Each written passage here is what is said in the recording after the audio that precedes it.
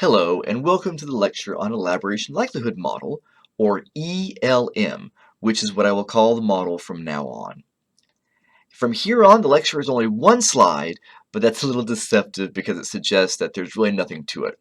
This is not an overly complex model, but it does take a little bit of really thinking to follow the path that's laid out. As we get into this model, I will be using arrows.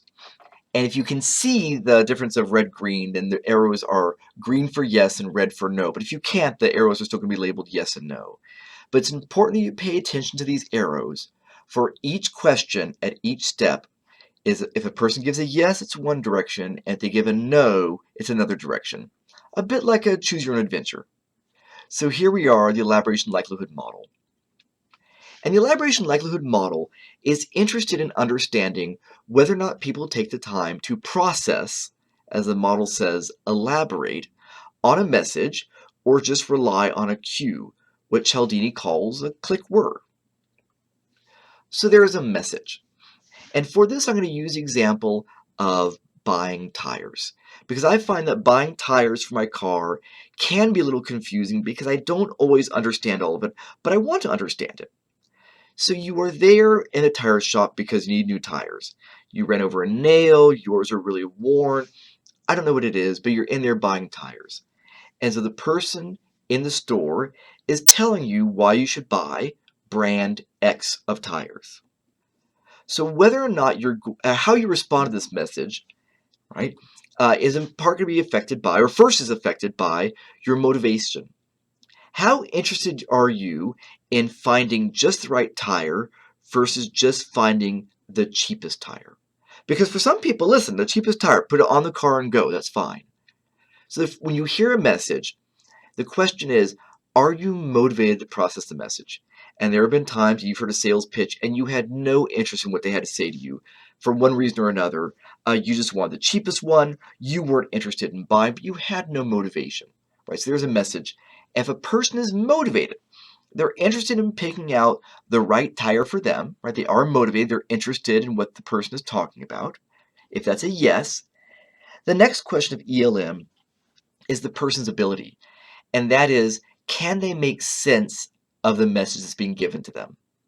Whether it's cars or anything else, this is affected by the person delivering the message or how the message was designed, whether or not it's clear and accessible to different audiences.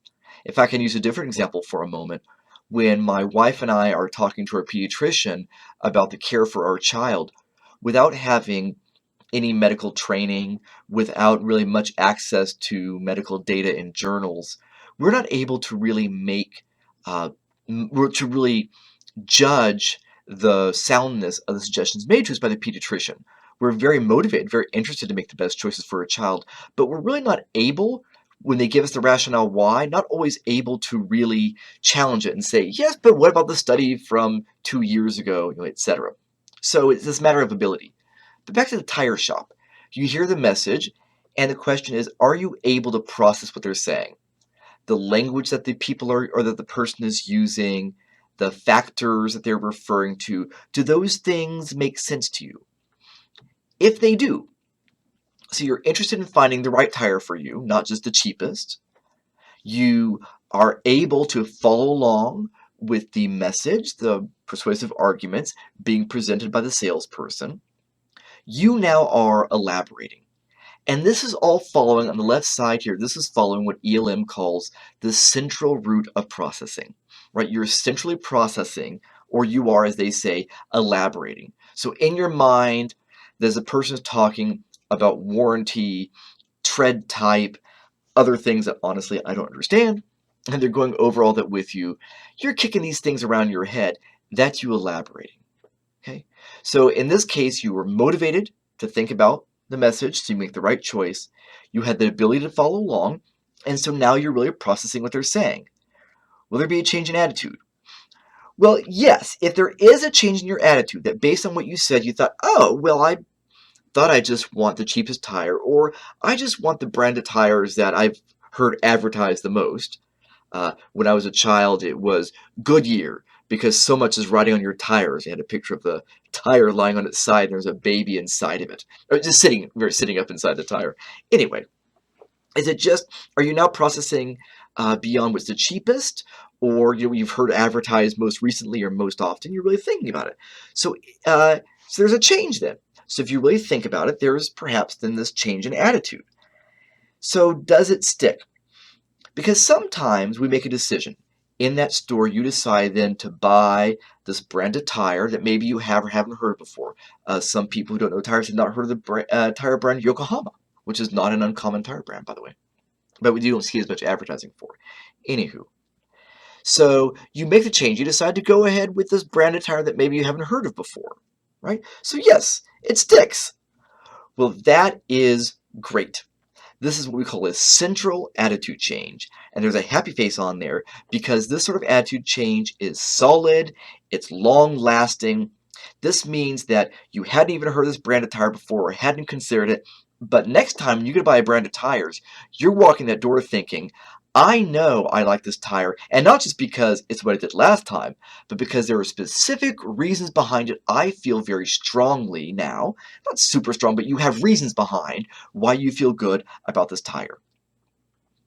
But if we go back to the top there, and we ask about your motivation, right, to think about the tire. If you're really not motivated to think about what is the best tire, and you just want the cheapest tire and move on, right? So you're not motivated. Or to you, a tire is a tire is a tire. Now, my wife, by the way, does not feel that way, but there are many other things on which I think, well, now, I don't know, choice A, choice B. One of these has to be the better, and she'll say, it doesn't matter, right? She's not always motivated to process in the way that I am. That's not a good or a bad, that's just what it is. I mean, really, I'm sort of more annoying to be around because I want to delve in when really we should just move on. So anyway, if you're the sort of person who says a tire is a tire is a tire, I don't care, or just the cheapest one, that'll do, right? You're not motivated to process. Or you are motivated to process, right? You want motivation, yes. Ability, wah, wah, right? No. Because as the person is talking to you about tire tread and the groove, direction, and spacing, and really, I don't even know what anymore, if it just doesn't make sense to you, one or both of those things. You're not motivated. You're already going to the right there, following that red arrow. Or it doesn't make sense to you. It's a no, right? You're going to the right.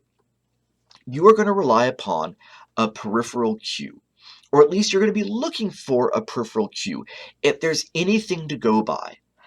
The fact that, and the book talks about these, if there's more arguments for one option than the other, that's a peripheral cue.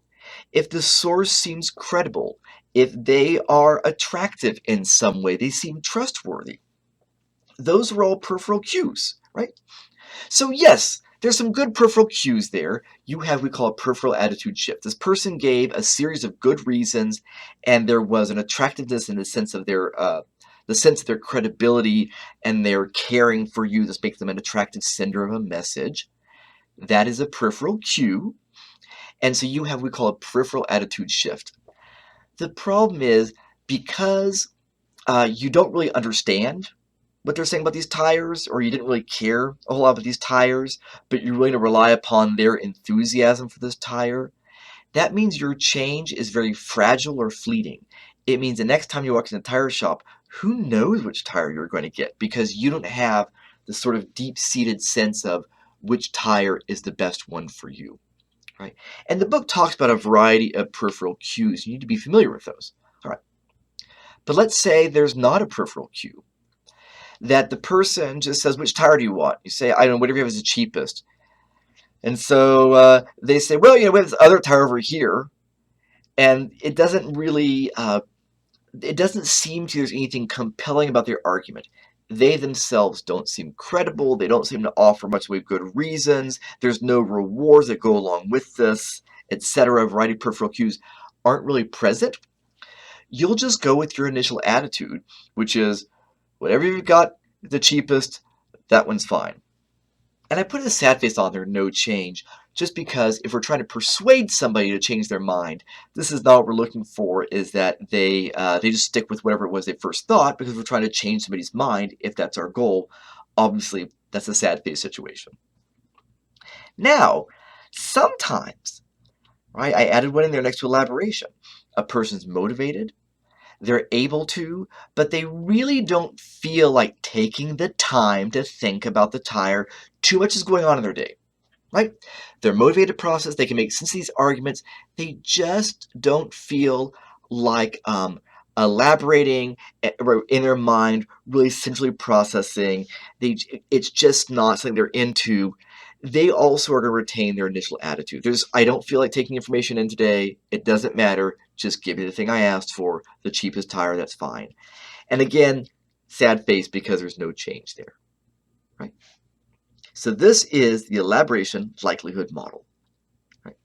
Oh, I forgot to say, right? So the change doesn't stick, and that's because sometimes with time we change our mind about things, we get other information, or it was a central attitude change, but we were sort of shaky. Then we right.